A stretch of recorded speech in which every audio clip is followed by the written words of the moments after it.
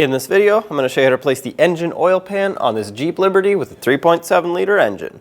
Just a note right off the bat, I want to let you know that depending on whether you have four-wheel drive or not, this is going to be a little bit easier or a little bit more difficult and more involved. If you have a two-wheel drive vehicle, it's going to be pretty easy.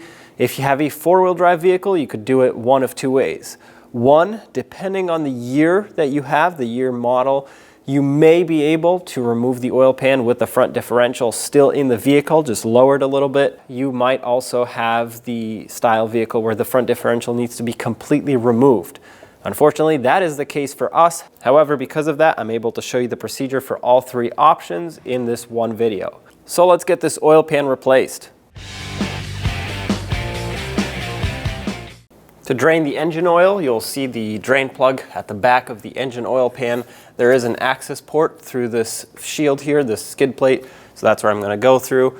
And of course, I'm going to have a collection bucket ready to catch the oil. So let's get a 13mm socket and break the drain plug free. There we go. As I unthread it, I'm going to hold pressure on it. Pressure means that when it's on the last thread, it's not going to just come right out and get oil everywhere. I can control when the oil will come out. So I'm going to keep unthreading it. And now I feel that it's on the last thread because it gets all wobbly. Pull it away quickly. And there you go. Cleanly in the collection bucket it all goes. We're just going to let this all drain. I'm going to call this done. It's been dripping for a while. So I'm going to cap this off and tighten it up. Let's just get this snugged up so oil stops leaking. And clean off any drippage here so it can, well, stop dripping. We need to get these shields out of the way next, so I'm going to start with the rear one. These two bolts you can just loosen. The two front we have to fully remove. They're all 16mm in size.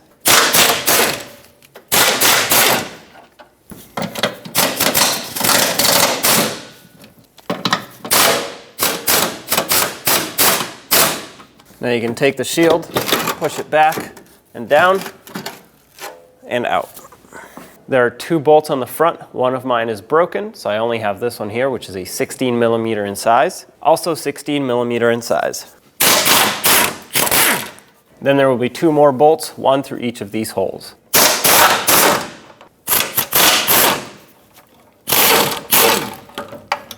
Now slide this back and remove it.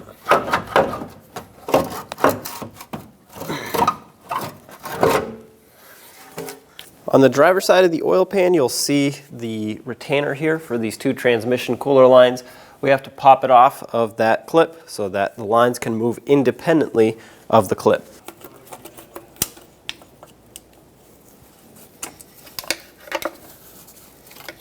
There we go. Just pry this down and it should come right out.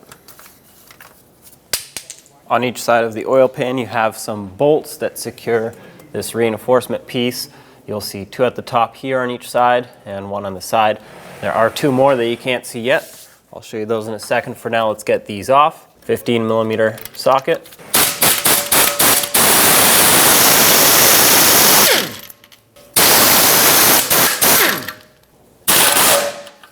And do the same on the other side. These are the two at the back, also 15mm in size.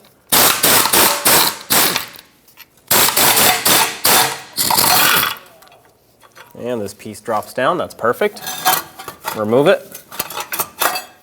I now have the engine supported with this stand here, and what this is going to do is allow me to undo the engine mounts and drop the front crossmember subframe assembly if needed in order to clear the reinforcement piece that goes across so we can remove the oil pan.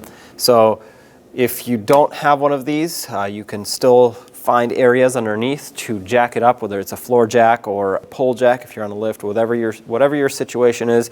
Make sure you don't jack or pry on anything that's plastic, rubber, soft wires, anything like that. You want something sturdy.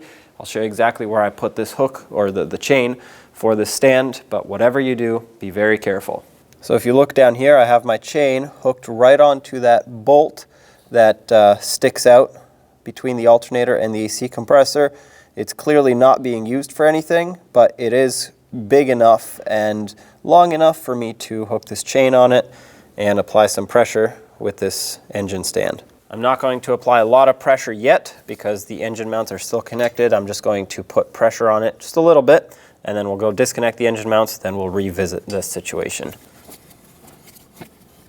All right, this should hold it plenty tight and put a little bit of upwards pressure on it. So let's go disconnect the mounts. Now back underneath on each side of the engine, you'll see that this is what the engine mounts look like. They have an 18mm headed bolt with an 18mm nut clamping them down. The same exact thing on both sides, so let's remove them both. I have a breaker bar with an 18mm socket holding on to the bolt head here. I'm just going to use an 18mm socket with my air impact on the nut side.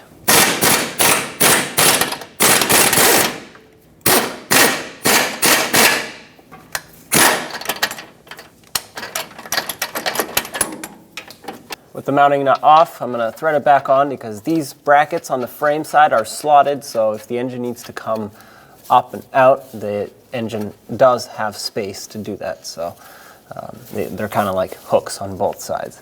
So I'm going to leave this here just as a guide so it doesn't move too much. And let's do the same to the other side. 4 15mm headed bolts holding the drive shaft onto the front differential. Remove all of these as well.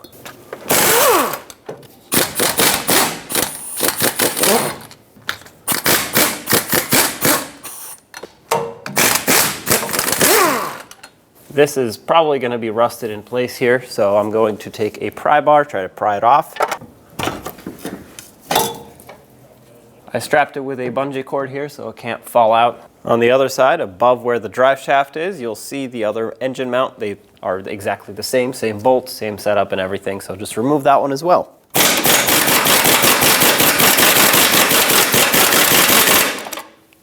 That bolt is spinning in place and it's really difficult to get anything to hold it back there. So let's take these bolts out and then a few other ones and lower the front differential.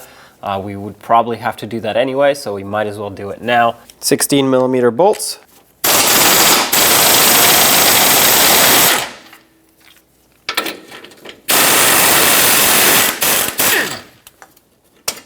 On the opposite side of the differential, this would be the passenger side over here, there's an 18mm through bolt clamped down by an 18mm nut. Let's get both of those out as well.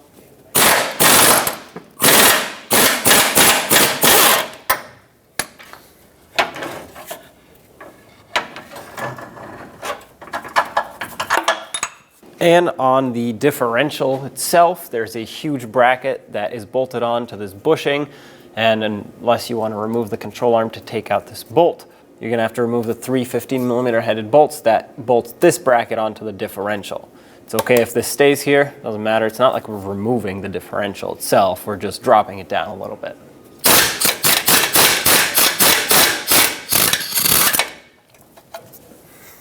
All right, the other two should be quite a bit easier.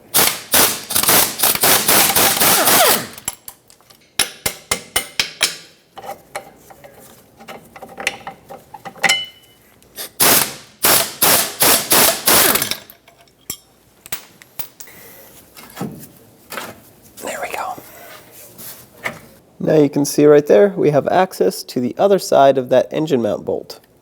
It's tight, but we can get to it. Now with the differential lowered, put your socket back on here, hold the other side, and break it free. Back up top, let's tighten this up now that we have the engine mounts disconnected. This is slowly lifting up the engine. Your point of reference is going to be when the mechanical fan is almost touching the fan shroud. That's when you want to stop. Oh, well, yeah, it's pretty much barely grazing it, so that's it. This is where I'm going to stop. Of course, I will support it from underneath as well with some sort of a safety, but this is where I'm going to stop here. Now we have to go around the entire oil pan, remove all of the 10mm bolts that hold it on. Doesn't matter where you start, just take them all out.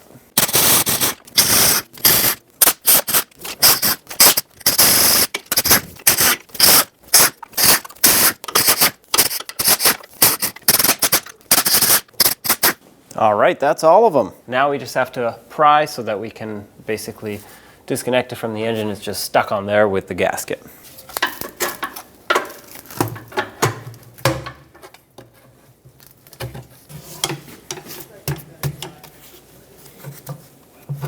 At this point, what you want to do is separate the gasket from the oil pan, because the gasket is actually, you'll see it's bolted onto the engine. So basically, we need to go around and get the gasket unstuck from the oil pan.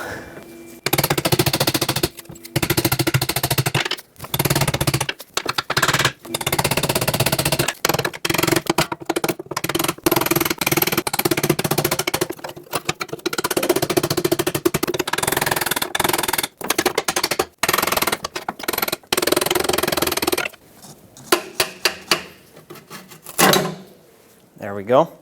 If you move the oil pan at this point, you'll see a couple different fasteners that we have to remove in order to get the oil pan out.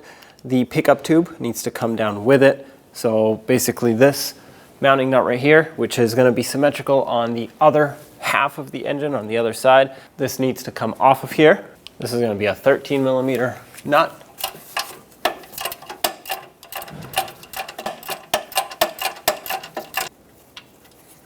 Once again, there's another one symmetrically on the other side, so push the oil pan the other way and take out the other one. And at the very front of the pickup tube, if you follow it, you'll see that bolt right there. We have to remove that. Pickup tube, once again, comes down with the oil pan.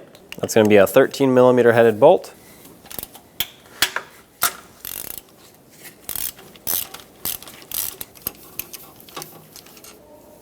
And now the pickup tube comes down. Let it sit in the oil pan.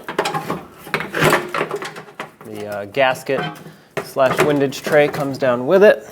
At this point, if you can get the oil pan out with the differential still in position, go ahead. Once again, I have to completely remove the front differential. At this point, you have two different options. You can remove the wheels, knuckles, and axles and drop the differential, which means you would have to remove this bracket, which means you would have to remove at least this control arm from the frame, swing it down so you can remove the bolt. I cannot do that because my control arm is seized in here. The bolts are stuck. So unless I buy all new hardware and do control arms at the same time, that's not happening. However, the other option is to drop the entire cradle assembly, the subframe. The only thing we'll have to disconnect is the power steering rack, which is these two large mounting nuts here. That'll push up. This will come down just a little bit. It'll be supported, not removing it all the way, just dropping it a little so we can clear for the oil pan. This is one of the two bolts. They're both going to be identical. And there's a 24 millimeter nut holding it on. The head of the bolt, you can see it. Well, you can't really see it, but you can feel it from up top if you just follow it straight. 24 millimeter wrench on the bolt head. You do not have to remove these bolts. You can just leave them in here. I already did the same to the other one. It's right next to the front differential. Now we have to remove the 4 18 millimeter mounting nuts that hold the sway bar bracket onto the subframe so that we can get access to the subframe bolt. That's right up there. The one on top, I'm gonna have to do by hand just because of the position that it's in. There's no space for power tools.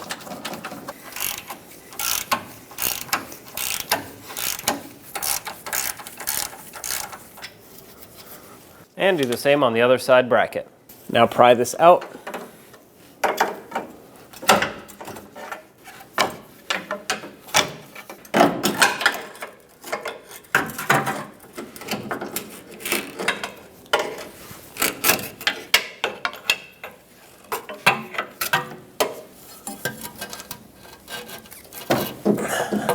I have a transmission jack here with this attachment that's going to hold the subframe. I'm going to put light pressure on it, just like that. And now we're ready to take all 4 bolts out and lower it down a little bit. For these, you're going to need a 21 millimeter socket, probably a swivel, and an extension.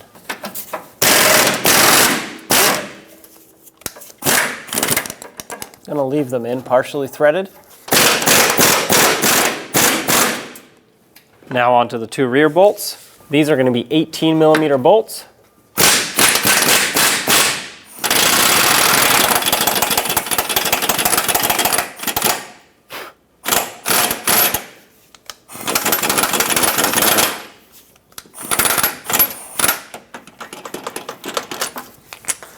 Last one on the other side.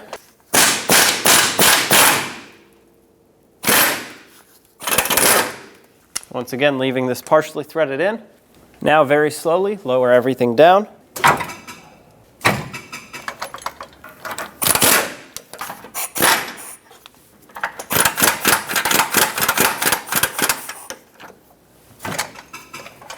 I'm actually just going to remove all 4 of the bolts at this point. Looks like just loosening them will not give us enough space. Make sure that whatever you do, everything is properly secured here. Lower this a little bit more.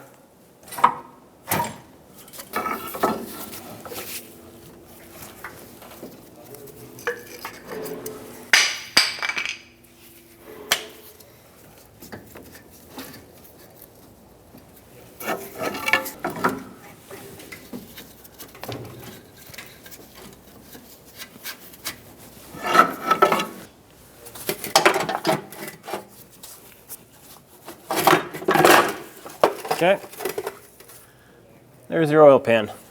Now with everything out, we need to prepare this surface for reinstallation, and that means cleaning everything. Also, this is a great time to inspect your lower end, crankshaft, counterweights, all of that, and make sure everything is good. Obviously, if you had damage, you would also hear it. Because we're not using RTV, we're using a preformed rubber or silicone gasket.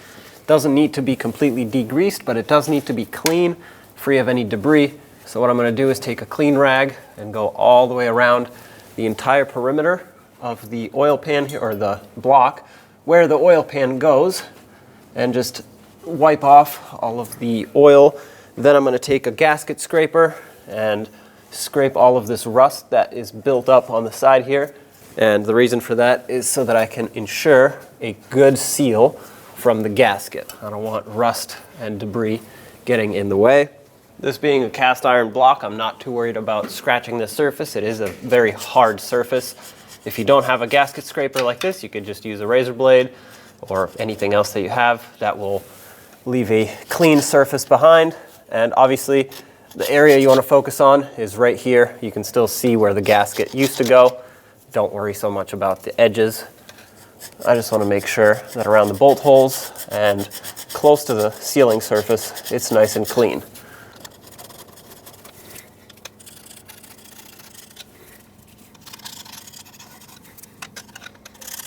Well, this looks good to me, so at this point what I'm going to do is stick another rag in here, go around one more time just to wipe everything off, and then we can start reassembly.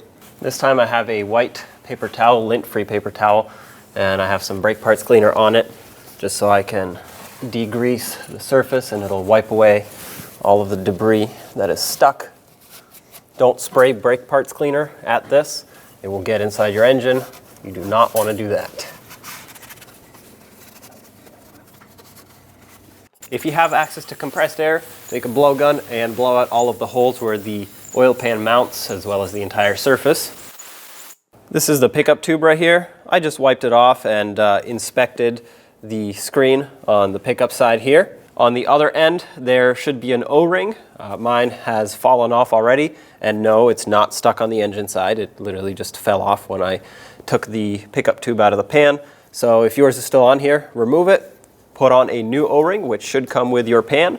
Now we can put things back together. Here's my new oil pan. The sequence for this installation is going to be, well, oil pan first, then put the pickup tube in, then grab your gasket / windage tray, which is a one-piece unit. It only goes on one way because it has this corner that sticks out over here. Put that over, and then just like when removing it, once we're ready, we're going to have to bolt the dipstick or the pickup tube back in, and then the 2 bolts over here. And then when we bolt everything back together, we're going to lift up the pickup tube with the gasket off of the pan like this, bolt everything up, and then put the pan up. During this process, make sure you don't get any debris inside the oil pan. If you hit something or if you think debris fell in there, take it back out, clean it. It is not worth taking the risk because it can damage your engine.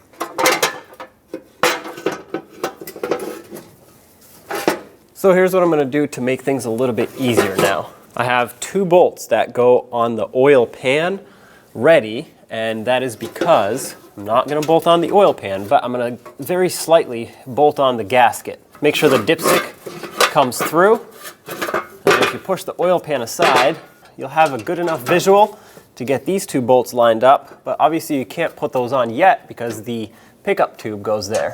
But I want the gasket to stay in place so I can position the pickup tube without it pulling down on me. So what I'm going to do is stick these 2 bolts in, one on each side, just hand tight. These will hold that gasket in place, until I'm ready and I've put the pickup tube in. Once that's in, I can take these out and continue with reattaching the oil pan. But like I said, at least this way it won't fall on me every 2 seconds when I try to put pickup tube in. There we go. Now take your pickup tube, and I can see that it lines up on the oil pump side with the O-ring and everything. So I'm just gonna bolt on these two mounting nuts here so that it can stay in place. This is not gonna be their final torque or anything like that, but this will at least hold it.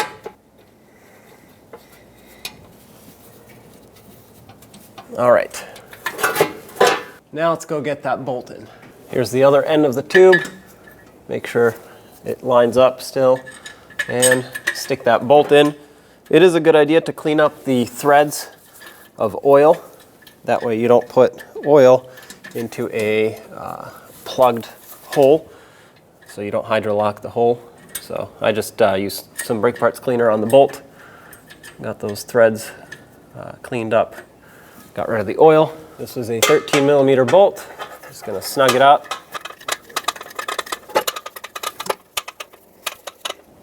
All right. The torque for this bolt, as well as the other two mounting nuts, is 28 Newton meters, which is about 20.6 foot-pounds.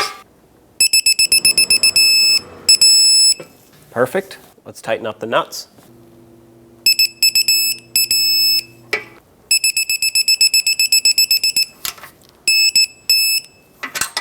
All right, now I can remove the two bolts that I put on here finger tight and start mounting up the oil pan. Bring the oil pan up and into position. Have a couple bolts ready to start. Just start a few bolts so that it can stay on here. And then I'm not gonna tighten all of them yet. I just wanna secure it, get the front subframe back on here and tightened up so that it stops dangling. Then we'll come back to get all the bolts for the pan back in.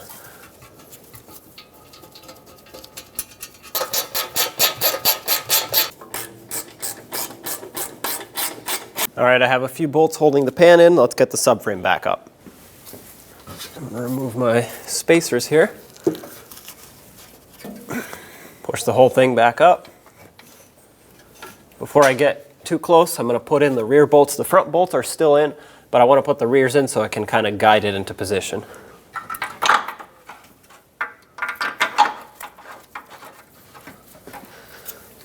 Perfect. Keep going up.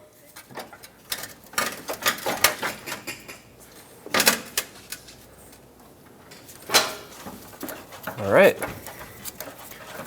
Let's tighten these up. Snug these up. Make sure that subframe is pressed tight up against the body of the vehicle. Of course, I'm going to come back and torque them, but for now, they need to be nice and tight. Let's do the same to the fronts.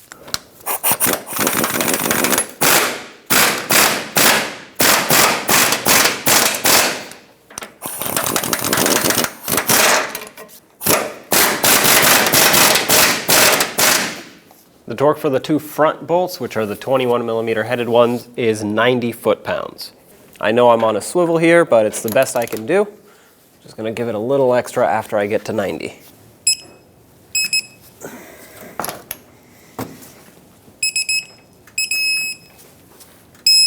All right, that's pretty tight.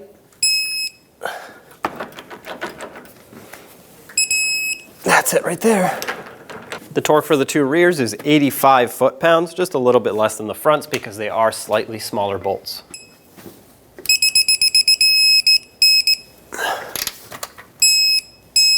That's it.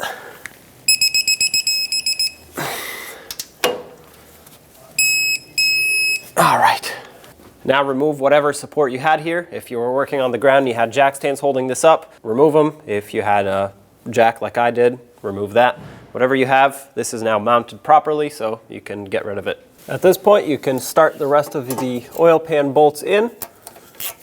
And then, of course, we'll go around and tighten all of them up to the proper torque spec. I'm starting them all by hand. I don't want to cross thread any of these. That would be bad because you'd have to tap the hole.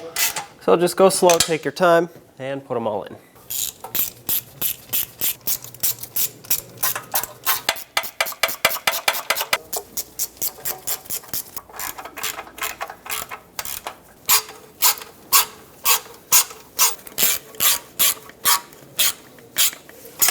All the bolts are in. I'm gonna go around one more time, make sure they're all evenly snug, and then 15 Newton meters or 11 foot-pounds is the torque for these bolts. I'm gonna go in a cross pattern to tighten them all.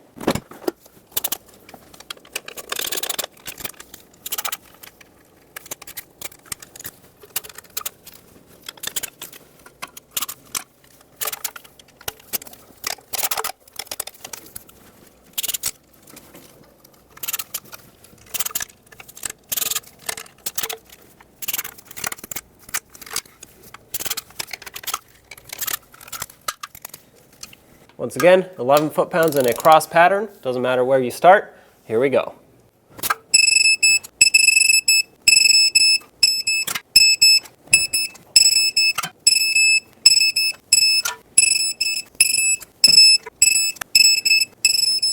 I believe that's all of them, but if I did accidentally skip one, what I'd like to do is go around at least one more time in a circle, not cross pattern, so I can make sure everything is nice and tight. I'm going to start on the one that is actually a stud for the transmission line bracket, and I'm doing that so I can get rid of my swivel after I double check this one.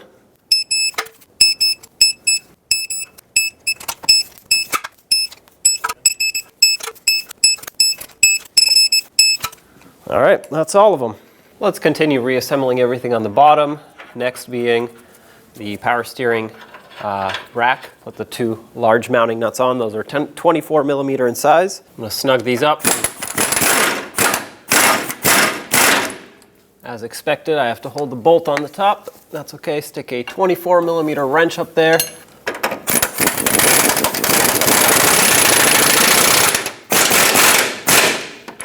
Okay, snug these up. I will come back and torque them. Do the same to this one.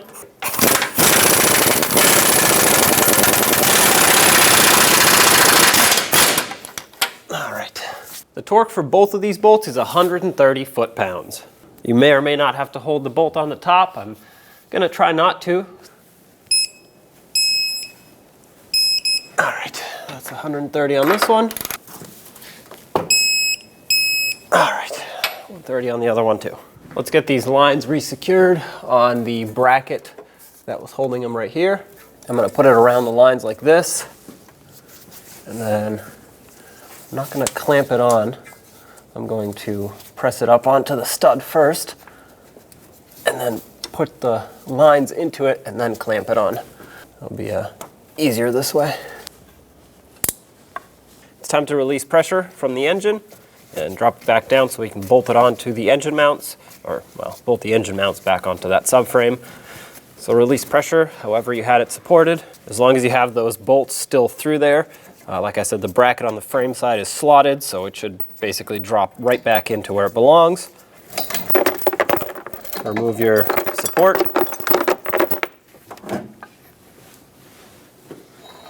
Let's get the sway bar reattached here.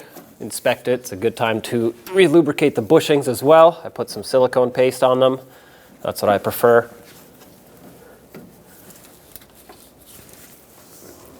All right, there we go. Try to center these up. I'm going to do the same on the other side at the same time and get the brackets back over.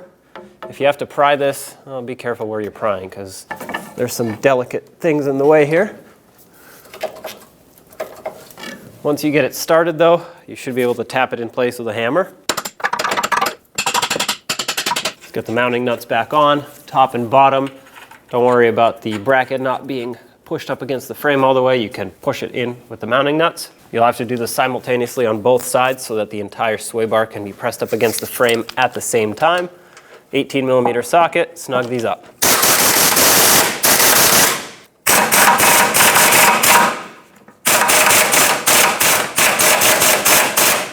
Do the same on the other side. 110 foot-pounds is the torque for all four of these mounting nuts that hold the bracket onto the frame.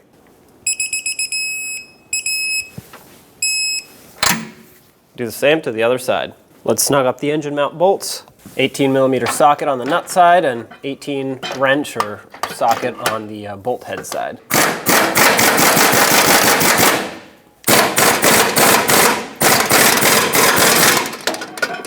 Okay, that's tight. I'm going to torque this one now. The torque is 65 foot-pounds. Then we'll go over to the other side The engine doesn't need to move, obviously it's already in position, so might as well finish this one. That's it.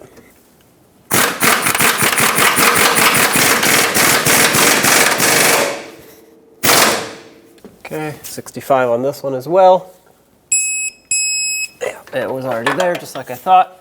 So there we go, engine is properly tightened down. Let's get this stiffener plate back in. Gotta get it past these transmission lines. There we go. All the bolts for this were exactly the same, so no need to keep them separate. Start all of them in, and then we'll bottom them out and torque them.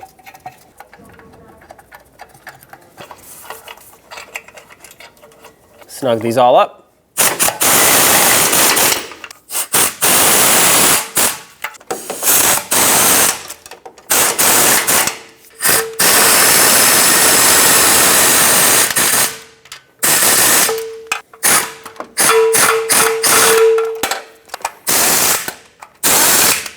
Once you get these nice and snug, torque them to 35 foot-pounds.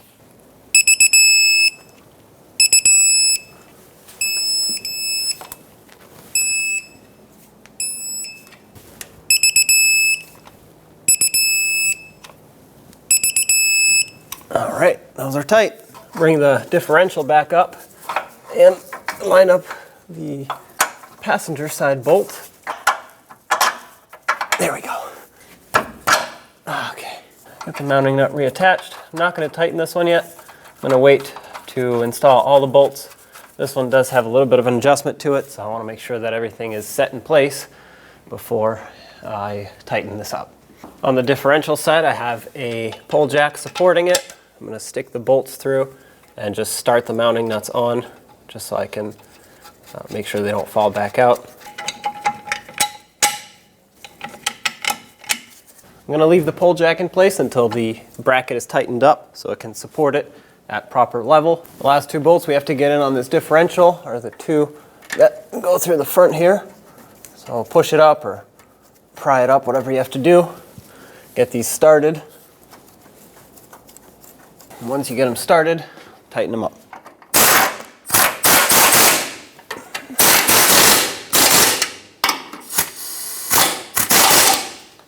The torque for these two bolts is 65 foot-pounds. Let's snug up the bolts for this bracket here now. These were 15 millimeter bolt and nut.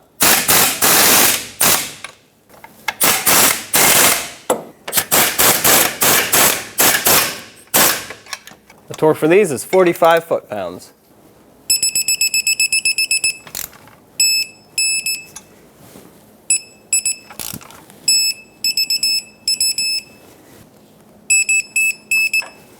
All right, and that leaves us with this one, 18 millimeter wrench and socket. Snug it up, and then we'll torque it. This is also 45 foot-pounds.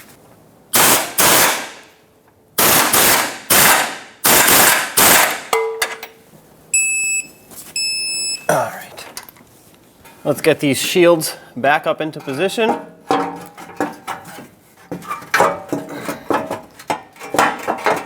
Hold it in place and start in all of the bolts.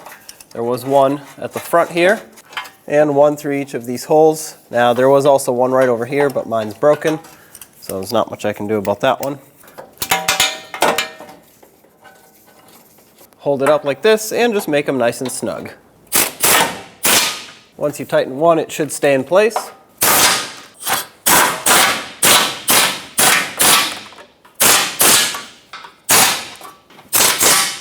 For this rear shield, slide it into the front first, underneath the front shield. But don't go too far. Line up the rear bolts and push it forward all the way until it locks in. Once that's in, start in the two front bolts. Since the rears are already in, snug these up.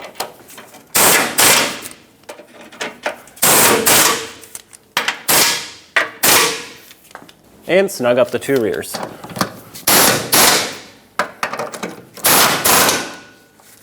Before reconnecting the drive shaft, let's clean up the mating surface. Otherwise, you may get some vibrations at higher speeds as you drive.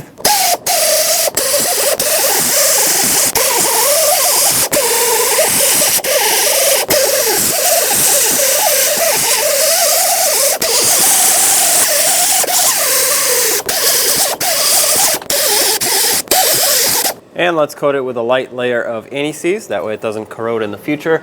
Don't put a lot, because if you put too much, it'll start flinging everywhere as you drive. That's really not what you want to do. But a thin layer should prevent corrosion. Also get it inside this inner ring here. This is also where it can seize.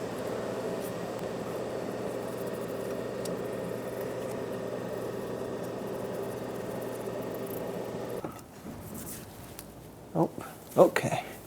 So that's on. Let's put the bolts in. I put some fresh blue thread locker on these front bolts. They're supposed to have some.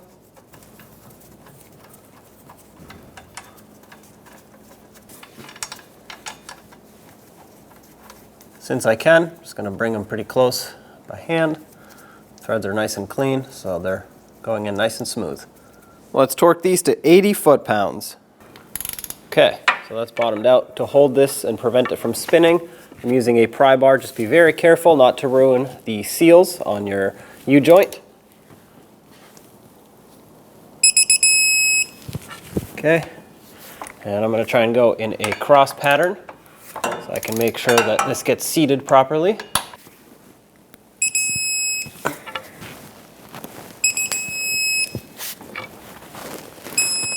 All right. That's all of them at 80 foot-pounds. Now with your oil drained, let's remove the oil filter located on the front of the engine. If your vehicle has this shield here, it will be a little bit more difficult, but the oil filter is located right in there.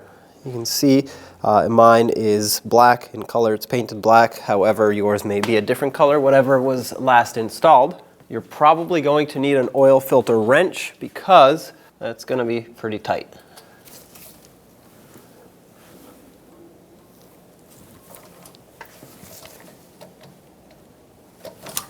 Okay, I broke it free. With it broken free, you should be able to reach in and remove it the rest of the way. Keep in mind, oil will drain at this point, so have a collection bucket ready. And remove the filter. That right there is the surface where the oil filter mounts. I'm just going to gently wipe it off. Make sure the O-ring didn't stick onto the engine block. You would not want to double gasket that. That will cause a huge leak and loss of oil pressure. That looks pretty good. So let's get the new filter in place. When you bring the new oil filter in, be very careful not to get debris in it. Try to line it up with the threads. Okay, I got it on. Thread it until it bottoms out. Once it's bottomed out, which is right about here, give it about a half a turn, and that should be plenty tight.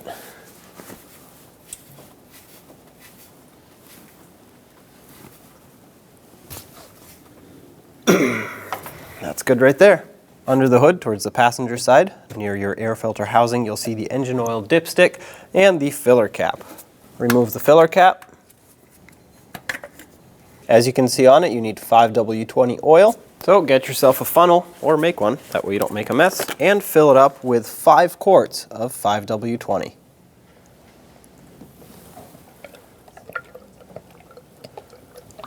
All right, I'm on my last quart.